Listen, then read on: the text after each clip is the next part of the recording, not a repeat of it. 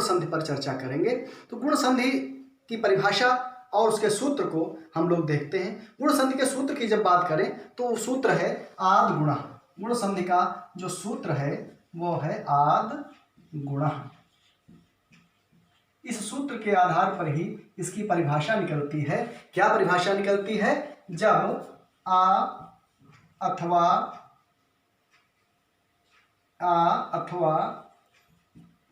आ के पश्चात क्या होता है? ई अथवा ई होता है, ई या ई होता है, तो ये मिल करके इन दोनों का जो संधि होती है ये मिलकर के क्या बन जाता है? ए का निर्माण होता है, ए बन जाता है। और दूसरा क्या है? यदि आ अथवा आ के पश्चात उ अथवा उ हो तो ये दोनों मिलकर के क्या बन जाता है? ओ बन जाता है। तो इसकी परिभाषा ये हो, अभी आपको समझाते हैं, स्पष्ट हो जाएगी। इतना ही नहीं, आ अथवा आ के पश्चात अगर ऋण होता है तो इन दोनों को मिलाकर के जो संधि बनती है उसमें अर का निर्माण हो जाता है, अर बन जाता है। इससे निश्चित होता है, ये परिभाषा निकल कर आती है कि यदि आ अथवा आ के पश्चात ई अथवा उ, ई अथवा ई, उ अथवा ओ, आ अथवा आ के पश्चात जब ई अथवा ई आता है तो दोनों मिलकर के ए बनते हैं। और यदि आ अथवा आ के पश्चात उ अथवा उ आता है, ह्रस्व उ अथवा दीर्घ उ आता है, तो दोनों की संधि होकर के क्या बन जाता है? ओ का निर्माण होता है। इतना ही नहीं, आ के पश्चात अथवा आ के पश्चात अगर ऋ आता है तो इन दोनों की संधि मिलकर के अर हो जाता है। अब इसके उदाहरणों को हम समझ लेते हैं। हाँ, उदाहरण है, देखिए, वीर धन इंद्र। यहाँ पर ये आ है और ये ई है। इन दोनों की जब संधि होगी तो मिलकर के क्या बन जाएंगे? ए का निर्माण होता है। तो हमारा जो संधि का रूप बनेगा वो क्या बनेगा? वी रा में ए की मात्रा आ जाएगी और ई गायब होकर के ये पूरा सूत्र वीरेंद्र बन जाएगा। तो इससे आ और ई मिलकर के ए का निर्माण हो गया। और दूसरा उदाहरण, सुर धन ईश। ईश, तो यहाँ पर आ है, यहाँ पर दीर्घ ई है, ये मिलकर के क्या बन जाएंगे? ए बन जाएंगे। तो हमारा जो संधि का शब्द बनेगा वो सुरेश। ये यहाँ पर संधि हो जाएगी, यहाँ पर रा में ए की मात्रा लग जाएगी और ए ई इसमें समाहित हो जाएगी, इससे ए का निर्माण हो जाएगा। इतना ही नहीं, एक और उदाहरण आपको दिखाते हैं। रमा धन ईश। यहाँ पर आ है, दीर्घ आ है, और यहाँ पर दीर्घ ई है, ये दोनों मिलाकर के ए का निर्माण करेंगे तो हमारा जो शब्द बनेगा वो रमेश बन जाएगा। इसी प्रकार से अनेक शब्दों का निर्माण गुण संधि के द्वारा हो जाएगा। अब उ और उ वाले शब्दों की ओर हम देखते हैं तो सबसे बड़ा सबसे प्रचलित और एक सीधा सा उदाहरण देखते हैं। महा धन उत्सव। यहाँ पर क्या है? दीर्घ आ है, यहाँ पर उ है। हमने पढ़ा है यदि आ के पश्चात उ आता है तो ये दोनों मिलाकर के ओ का निर्माण करते हैं। तो क्या हो जाएगा? महा की जगह पर महो, ओ का निर्माण हो जाएगा, ये उ इसमें समाहित हो जाएगा और ये पूरा शब्द हमारा आ जाएगा, महोत्सव शब्द बन जाएगा। इससे हमें मालूम होता है कि महोत्सव शब्द का निर्माण कैसे हुआ है। अब एक उदाहरण ऋण वाला हम लोग लेते हैं। महा धन ऋषि।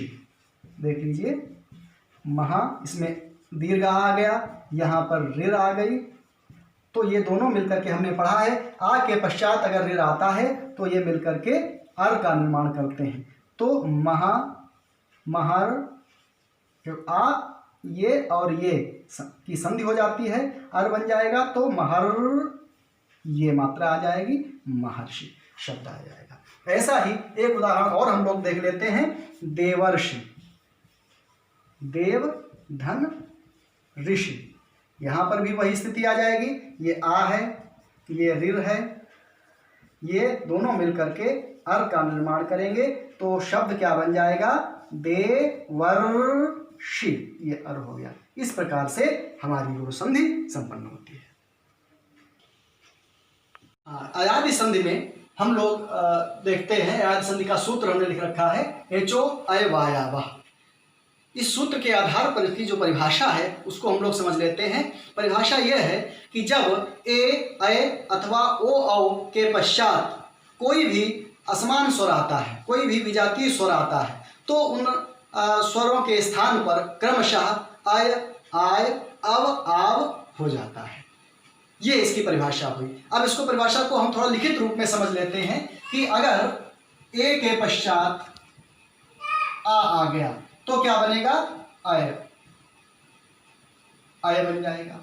अय के पश्चात आ गया तो आय बन जाएगा।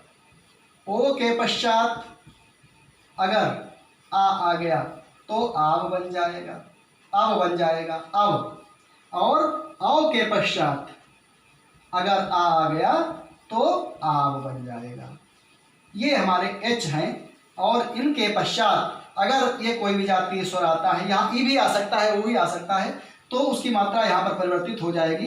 अगर ई आ जाएगा तो आ भी हो जाएगा, वो आ जाएगा तो और दूसरा शब्द बन जाएगा। तो ये शब्द बनते हैं अगर इनके पश्चात कोई विजातीय स्वर आते हैं तो। अब इनको उदाहरण के द्वारा हम लोग समझते हैं। तो इसका उदाहरण सीधा सीधा हम लेते हैं।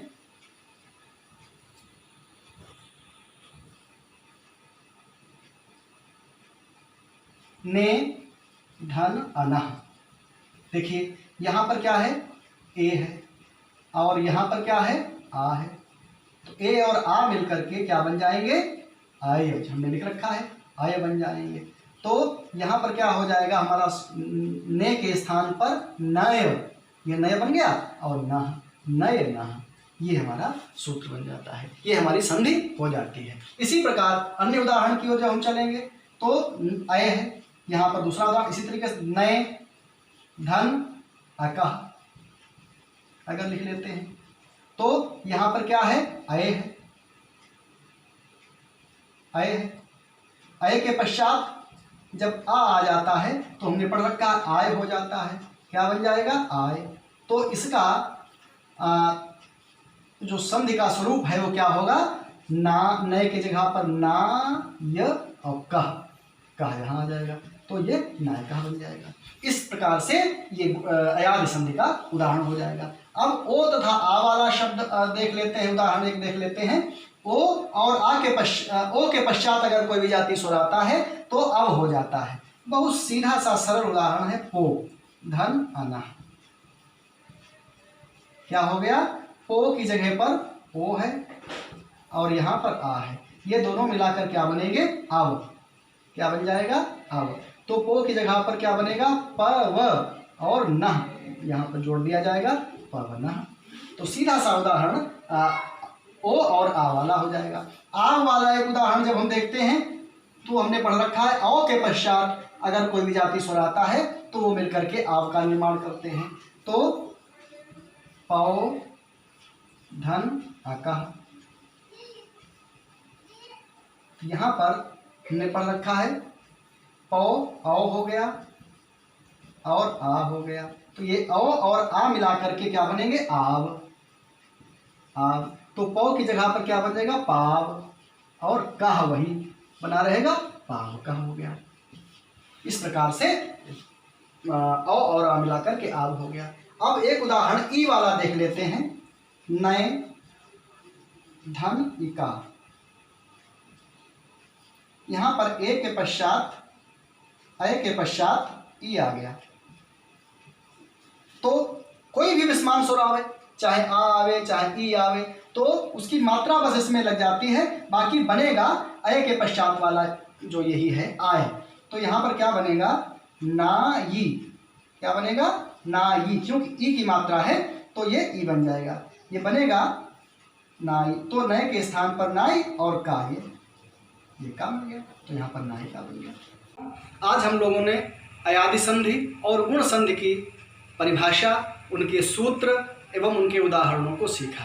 आइए चलते हैं अभ्यास कार्य की ओर कि हम लोगों को इससे संबंधित अभ्यास कार्य में क्या अध्ययन करना है, क्या किस प्रकार के प्रश्नों का उत्तर देना है। तो देखते हैं, पहला जो प्रश्न है वो है निम्नांकित शब्दों का संधि विच्छेद कीजिए। जो ये शब्द दिए हुए हैं इनको आप लिख करके इनके संधि विच्छेद करेंगे। एक तो है पवित्र, नाविक, महोदय, राजर्षि और वीरेंद्र। ये 5 शब्द हैं, इनके आपको संधि विच्छेद लिखने हैं। अगला जो अभ्यास कार्य है उसमें क्या है, अधोलिखित में संधि का नाम व सूत्र लिखिए। जो ये नीचे लिखे हुए शब्द हैं उनमें संधि का नाम लिखिए और सूत्र लिखिए। एक तो संधि ही हमने लिख दी है, भवधनुकः, वीरोचित, यथेष्ट और रमेश। इनमें किस प्रकार की संधि है और उस संधि का नाम क्या है, इसको आपको लिखना है। फिर अगला है अयादि एवं गुण संधि की परिभाषा लिखिए। हमने आपको शुरुआत में बताई ही है, अयादि एवं गुण संधि की परिभाषा आपको अब अपनी अभ्यास पुस्तिका पर लिख लेना है और इसको अच्छी तरीके से आपको तैयार करना है।